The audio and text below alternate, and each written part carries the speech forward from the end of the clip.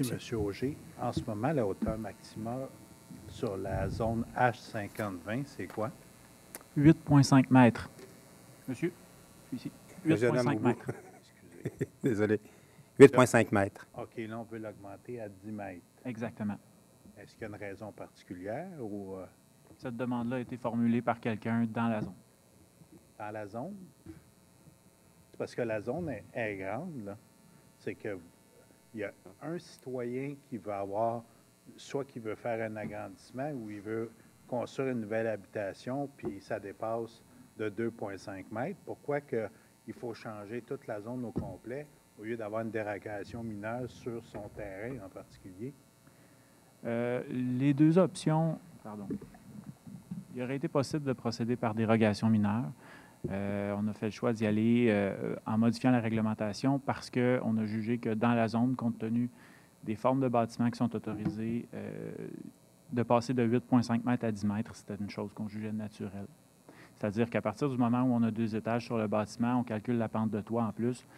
10 mètres, on n'a pas jugé que c'était au-delà du raisonnable du tout. OK. Puis dans la zone H5020, vous avez combien de terrains vacants? De terrains vacants, Oui. présentement, de terrains vacants propices à la construction, parce qu'on s'entend, il y a la zone agricole. Il y a la plaine inondable qui vient empêcher la construction à plusieurs endroits. OK. Il y en a, et là, j'y vais à ma connaissance, un seul. Un seul.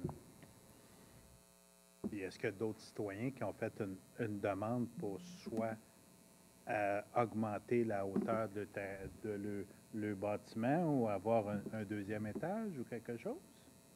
Une autre personne que le demandeur dont on a Ouais. parlé?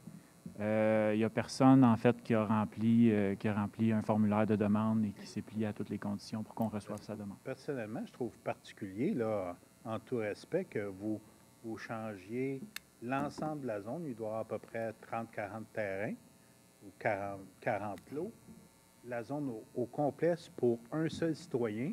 Quand à toutes les séances, il y a des demandes de dérogation mineure que vous autorisez sans problème parce que c'est dans le paysage, puis tout est conforme. Puis que là, un citoyen fait une demande, puis que pour y donner raison, vous changez le zonage au complet. Monsieur Blais, complément de réponse, Monsieur Desrochers. Oui, j'ai un complément de réponse, si vous permettez, Monsieur le suppléant. Effectivement, la règle de dérogation mineure ne s'applique pas dans cette zone-là, compte tenu de la présence de la plaine inondable.